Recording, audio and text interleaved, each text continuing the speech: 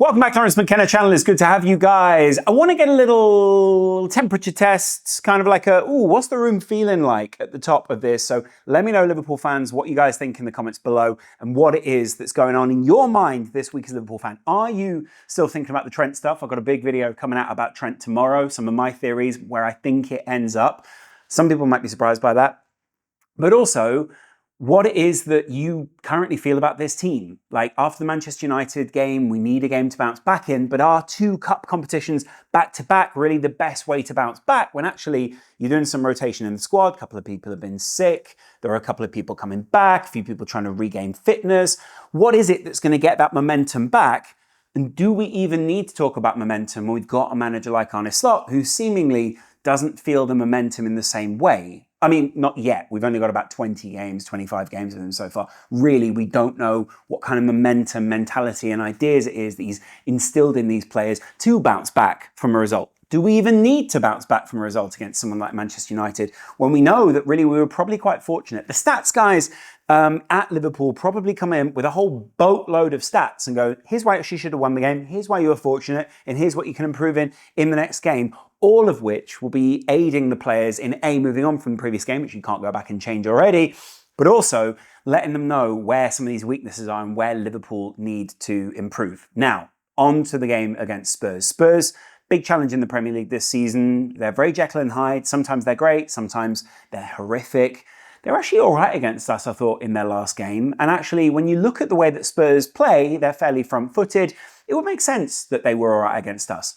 They're quite attacking. They've got some real talent in those areas. We worry of fullback, and they've got some great wide guys that love to come inside. Guess what? That's like one of our, not weaknesses, but one of the areas where you would love to attack Liverpool the most.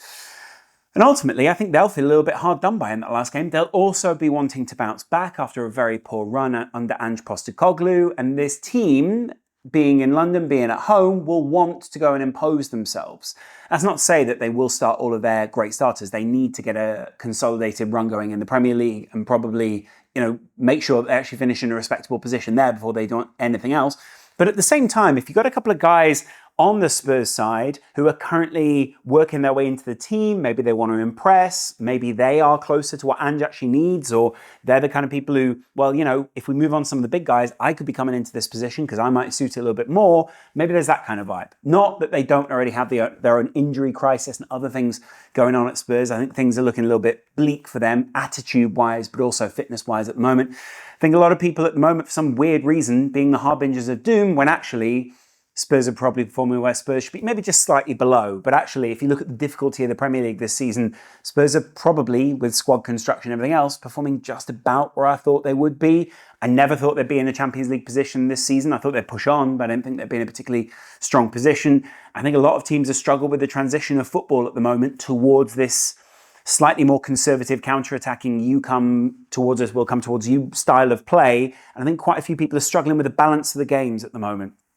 Weirdly, I think it is almost a Klopp capitalization style season, but we're not getting that this year. So where is it that you think we will finish against Spurs, and who do you think it is that we bring in as rotational players? Obviously, I think goalkeeper position, we got that chance to rotate in there. I think it's probably a game to take some of the heat off Trent Alexander-Arnold, but I'd be fascinated to know if away from home with a challenge and with a team that you could open up with your passes, whether you actually would start Trent Alexander-Arnold in this game. Would you bring in Jarell Quansah?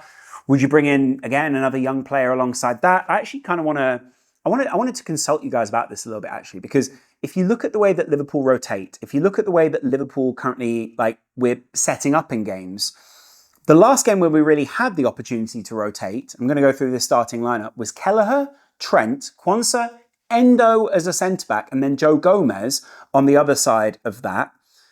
McAllister, Tyler Morton, Trainioni, which I was really quite excited about that as a midfield, especially the two young guys. I'm not sure they actually had their best game in that game because they were up against a back five that really was more like a middle six. Liverpool really seemed to struggle when they packed the midfield, especially because of the kind of shapes that we're trying to make. And then Harvey Elliott, Cody Gakpo, and Darwin Nunez up front. That actually played as more of like a 4-4-2. It was a 4-3-3, but Harvey Elliott was a lot deeper. I think he ended up doing a lot more of the ball carrying. Gakpo was like out on that left, always looking to cut in, obviously extremely effective out there. And I think at the moment, Nunez sort of gets lost in the traffic. I'm not going to say, I don't think we're going to be a million miles off that, right? I don't think it's going to be all that different. But I do worry a little bit, especially when you look at, I'm just looking at my notes here, especially when you look at the fact that people who basically want to come at Liverpool and get a little bit aggressive tend to do all right. Previous round of this, it finished 2-1 against Southampton. Not a particularly strong team, but a side who were probably punching up in the cup and thought they could have had a good run there. We managed to get away with it, and actually, if I look at the facts of the game, we scored 2 of our goals, kind of went ahead, and we were cruising at one point. Nunez got that first goal, Elliott got the second one. They began to come back, and things got a little bit shaky. I think we needed to bring some of the big boys. Oh no, we didn't. We actually brought in Diogo Jota, McConnell, and then Jadon Danns. I wouldn't be surprised if it wasn't similar again. I wouldn't expect to see someone like Mo Salah in this game. I certainly wouldn't expect to see someone like Virgil van Dijk in this one. And I certainly, if it wasn't for the recent form of someone like Trent and us needing to go away from home, I would expect us to kind of do a similar thing again, where it's like, maybe Trent just comes in, does something, but then maybe Conor Bradley needs to get his fitness up. I think you'll see my logic around Trent when you see my other video about Trent and what it is that we're looking to do with him, what it is that Liverpool are looking to achieve, what it is that Trent's looking to achieve, and everything else in between. And at the moment, I actually think after all the videos I've made about Trent, on the assumption very often that Trent wanted to leave or was going to go, what is it that if the tide was to swing the other way, Liverpool would do? And where is it that we will end up with Trent? It's a fascinating situation there. I, again, want to get your temperature on that one. I wouldn't be surprised if Spurs go 1-0 up in this game, not down to any level of confidence or anything like that. I just think Spurs are at home. They need to get out there. They need to land the punch on Liverpool. And that midfield against what is quite a strong Spurs team, at least in midfield, I think, if you're looking at Nyoni and Morton at the centre of that midfield, I think we probably would need to put someone like Endo in there to just kind of bolster things up.